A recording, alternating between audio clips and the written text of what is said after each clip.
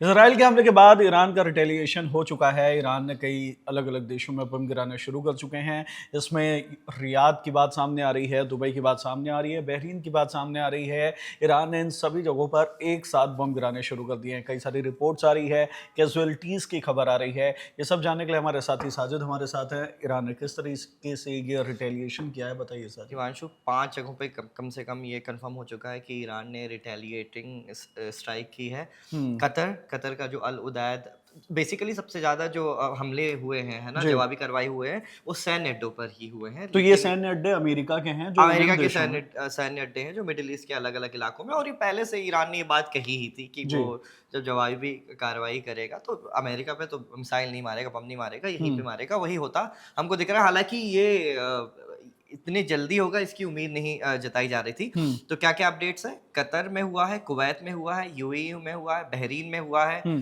ठीक है? और सऊदी अरब की राजधानी रियाद में हुआ है जी। ना? तो जो बाकी अपडेट्स हैं हिमांशु, वो मैं आपको फौरी तौर पे जल्दी-जल्दी दे देता हूँ। अमेरिका का जो सबसे बड़ा मिडल ईस्ट में मिलिट्री अड्डा है, वो है कतर में, उसका नाम है अल उदैद। हुँ, राजधानी दोहा से लगभग 30 किलोमीटर दूर है, जी। दक्षिण-पश्चिम इलाके में है। इसका हुँ, रनवे बहुत लंबा है ना? ताकि उसके जो बॉम्बर जो अमेरिका के विमान हैं और कार्गो शिप्स हैं, वो वहाँ पे उतरते हैं। 8 से 10 हज़ार अमेरिकी सैनिक वहाँ पे रहते हैं, और जी। सैनिकों के साथ इन सब सबसे बड़ी समस्या ये है ना कि हिमांशु, कि इन सब मिलिट्री बेसिस में सैनिकों के साथ और दूसरे कर्मचारी भी रहते हैं। ऐसा ज़रूरी नहीं है जी, कि सिर्फ़ सैनिक हैं। तो उन पर भी हमले का खतरा है, और ये अमेरिका के लिए एक चिंता वाली बात है, जी। ठीक है? इस एयर कमांड यहाँ पे मौजूद है अल ओके, उदैद में, ठीक है? फिर ठीक कुवैत है। की बात आती है। हुँ, कुवैत का जो मिलिट्री अड्डा है, वो अल कुवैत, सालेम, हाँ, वो कुवैत की सिटी से 37 किलोमीटर करीब दूर है ना? ठीक है। और यहाँ पे अमेरिकी वायुसेना की एक मौजूदगी है। 1991 में जो खाड़ी युद्ध हुआ था ना, तब जी, अमेरिका ने इस जो सैन्य सैन्य अड्डे अड्डे को को बनाया था। मजबूत किया था, हाँ। ठीक है, फिर ठीक है। इराक और सीरिया में जब अमेरिका ने अटैक किया था, तो यहीं से वो ऑपरेशंस यहाँ से शुरू करते ऑपरेशन थे। शुरू किए हाँ, जाते थे। F-15, F-16 इस तरह के ठीक है। विमान यहाँ पे तो अब मौजूद हैं। ईरान ने इसे भी निशाना बनाया है। ईरान ने इसे भी निशाना बनाया जी, है। अब आ जाइए यूएई पे, है ना? ठीक है। यूएई का जो अड्डा है, वो अल डाफरा। अल डाफरा एयरबेस है ना, हुँ, यूएई का। जी, ठीक है, इस पे तो हमला हुआ ही है, लेकिन आबू धाबी और दुबई जैसे शहरों में भी हमले की खबर है, अमेरिकी बेस जहाँ में। पे हाँ, अमेरिकी वायुसेना के कुछ ऑफिसेस हैं, वहाँ पे ये स्ट्राइक्स की वीडियो अल जज़ीरा ने बाकायदा ये शाया भी की है अपनी वेबसाइट पे, अपने जी, इस चैनल पर। जी, और आबू धाबी से एक कैजुअलिटी की अभी खबर आई है। आधिकारिक तौर पे एक आदमी की आबू धाबी में मौत हो चुकी है इस ईरानी एयर सिविलियन है स्ट्राइक्स ये। में। एक सिविलियन है ये, है जी, ना? तो ये एक मौत की खबर अब तक ईरान के हाँ, और रिटेलिएशन यूएई से का सामने जो आई है। अल डफरा जो एयरबेस जी, है ना? उसमें अमेरिका के F-22, F-35 जैसे जो फाइटर जेट है, वो यहाँ जी, पे रहते हैं।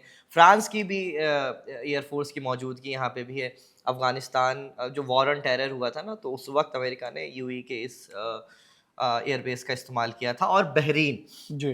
बहरीन के भी उसका नाम बताइए हिमांशु? बहरीन का जो एयरबेस है, the 5th US 5th US base. Base in Bahrain, वहाँ पे भी ईरान ने हमला कर दिया है। जी, और एक एक खबर ये भी है कि जॉर्डन ने, मतलब पॉसिबल इसकी अभी अपडेट्स आई नहीं है, जी, लेकिन मोस्ट प्रोबेबली ये होगा कि इसराइल की तरफ ईरान ने मिसाइल छोड़ी होगी, तो जॉर्डन ने अपना क्योंकि जॉर्डन के ऊपर से वो मिसाइल होके जाती है, जी। तो जॉर्डन ने कुछ मिसाइल्स मार गिराई हैं ईरान की। तो अब तक की यही अपडेट्स हैं। ईरान ने अपने जवाबी हमले शुरू कर दिए हैं। ईरान ने मिडिल ईस्ट के अलग-अलग इलाकों में, जहाँ अमेरिकी सैन्य अड्डे मौजूद हैं, वहाँ पे बमबारी शुरू कर दी है, मिसाइल दागना शुरू कर दी है। एक कैजुअल्टी की अभी खबर है। डेवलपिंग स्टोरीज़ है, आने वाली लगातार अपडेट्स अपडेट्स आ आपको रहे हैं इसमें। मिलती रहेगी खबर गाँव पे। जी, इससे पहले मैं कुछ एक चीज़ और बता देता हूँ कि इज़राइल के जो प्रधानमंत्री हैं बेंजामिन नेतन्याहू, उन्होंने भी एक बयान जारी किया था जिसमें उन्होंने ये साफ-साफ बताया था कि ईरान को उनके किए का हर्जाना भुगतना हुँ। पड़ेगा और वो ये बार-बार यही कह 47 रहे इयर्स हैं 47 हुँ, 70 ईयर्स से आयतुल्लाह का जो शासन है।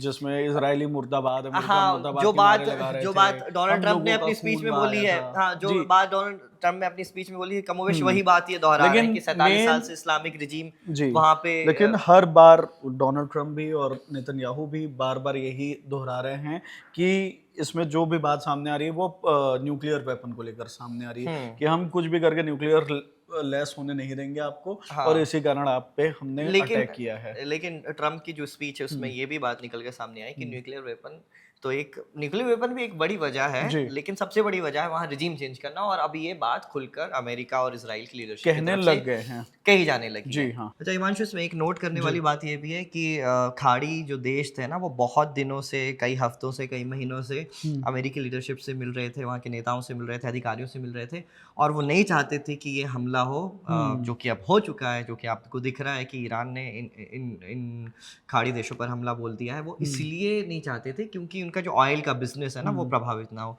स्ट्रेट ऑफ हॉर्मूज से ही इनका जो तेल है खाड़ी देशों का, वो इस तरफ एशिया की तरफ आता है ना, और पूरे दुनिया में सप्लाई होता है। तो उनको यही डर था कि स्ट्रेट ऑफ हॉर्मूज कहीं ईरान बंद ना कर दे। 2019 में सऊदी अरब की कुछ ऑयल फील्ड पर हमला हुआ था, हूती विद्रोही ने किया था, लेकिन सबको पता है कि उसके पीछे ईरान था, हूती विद्रोहियों को समर्थन देने वाला ईरान ही है। तो ईरान के डर से ही सऊदी अरब और अलग अलग खाड़ी देशों ने अमेरिका से गुजारिश की थी कि आप ये हमला ना करें, टाल दें, बातचीत से समाधान सुलझाने की कोशिश ताकि करें, तेल समाधान के व्यापार निकालें, को तेल असर के ना व्यापार हो। को असर ना हो। और जो ऑयल फील्ड पर हमला हुआ था, वैसी आशंका भी अभी दिख सकती है। अच्छा, इसके अलावा एक और अपडेट ये है हिमांशु, क्योंकि लगातार हमारे पास अपडेट्स आते जा रहे हैं, तो जी। हम देते जा रहे हैं। बहरीन ने और यूएई ने ये बोल दिया है कि ये हमारी ज़मीन पर, हमारी संप्रभुता पर हमला है, और हमको रिटेलिएशन का अधिकार है। तो मतलब अब वो भी शायद इसमें हाँ, उतर सकते ये हैं। उन्होंने से उनका इसी तरह का बयान आया है, जी। लेकिन अब देखते हैं कि वो किस तरीके से रिटेलिएट करते हैं या जी। नहीं करते हैं, क्योंकि उनके पास मिलिट्री पावर है नहीं। खाड़ी देशों के पास जो उनकी एयरफोर्स है या सैनिक है, वो सब अमेरिका के रहमो करम पे चलते हैं, है ना? उन्हीं के इक्विपमेंट्स इस्तेमाल होते हैं, उन्हीं से ट्रेनिंग अमेरिका की जो सेना है वही ट्रेनिंग देती है। जी। तो ये बयान आए हैं, ये अपडेट्स हैं। देखते रहें खबरगाँव।